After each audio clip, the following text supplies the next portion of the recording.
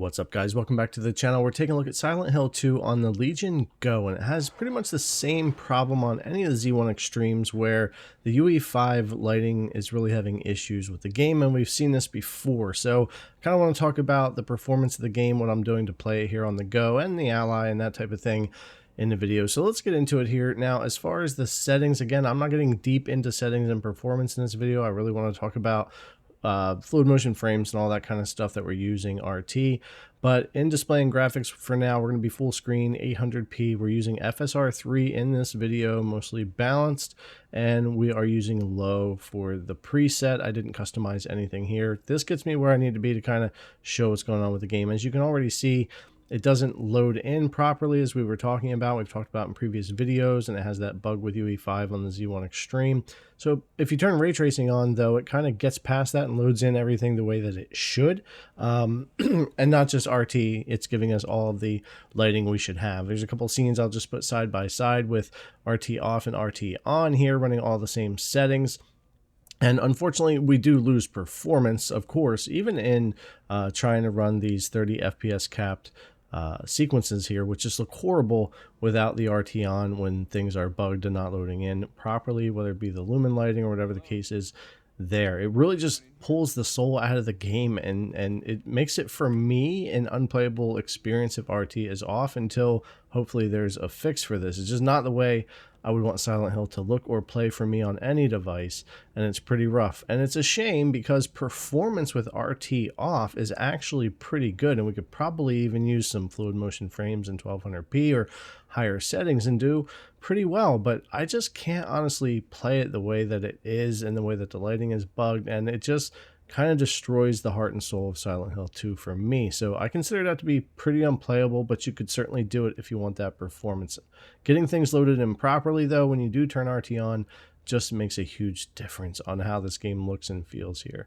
Now, as far as fluid motion frames, we're going to take a look at that first, AFMF2 with the preview drivers. I have a full guide on how to do that. I'll put a link in the description, but we are running the preview driver here with Adrenaline, and we'll use my shortcut here on the back, and we'll activate AMD's Fluid Motion Frames 2 here from the Adrenaline app. And you'll see that kick in here, and you'll see the Legion Space will show what the frame rate we're getting, and my MSI Afterburner shows the game's base frame rate. So basically doubling the frame rate, but it doesn't look and feel the best here. And the lower your FPS is, the worse the AFMF2 is going to look or feel on any device, including the Go. But it's not too bad. There are still some skips and stutters and some oddities maybe going in and out of cutscenes and stuff like that that I don't get with that off or when I'm not running RT, but for the most part it seems to be fine. But you certainly do get the visual quality the way that you want it here, and if you do want to try to boost that FPS a little bit and use that, if you're using the preview driver or want to use the preview driver,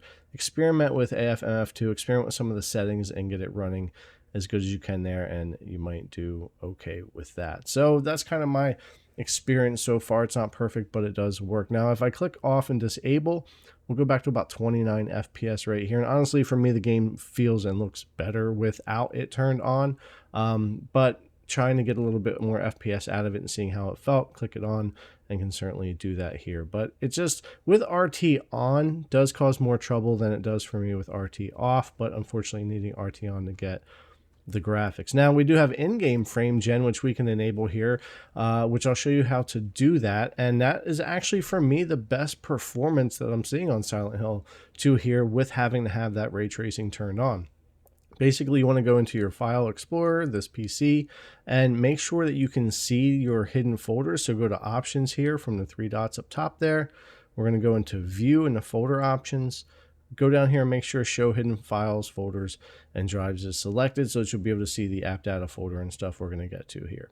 So we're going to go into our C drive, and then we're going to go into users, and you're going to pick your user folder. Mine will just be part of my name, whatever you have for yours there.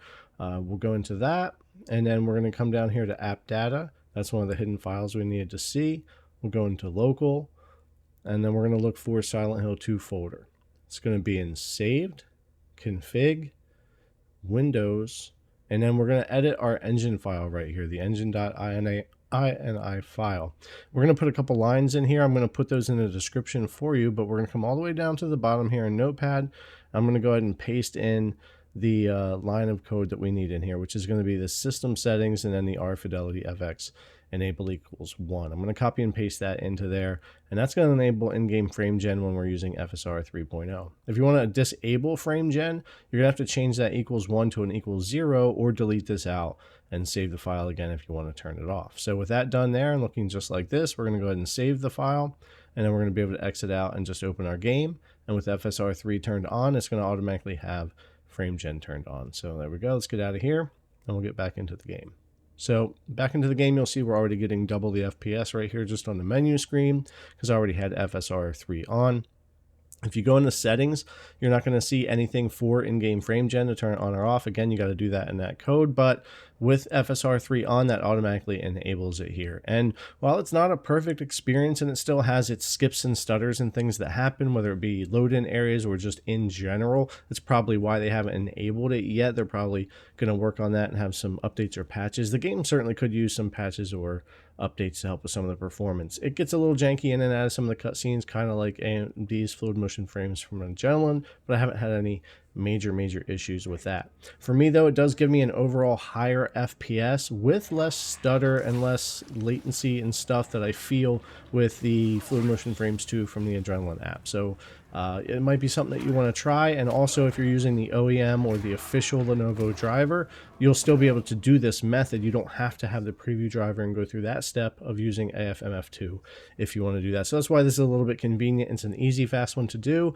and you don't have to do anything with side loading drivers or anything like that. And for me, this gives me the best performance for now until they patch the game or fix the game, work on performance and all that kind of stuff, so that we don't have to use ray tracing. That would help if they can get us to that point.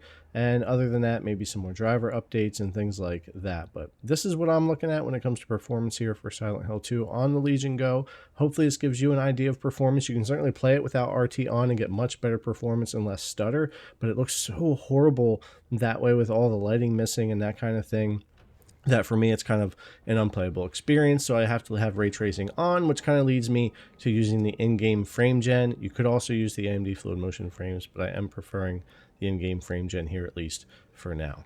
All right guys, thanks a lot for coming to check out the video as always. I really appreciate it, and I'll see you in the next one.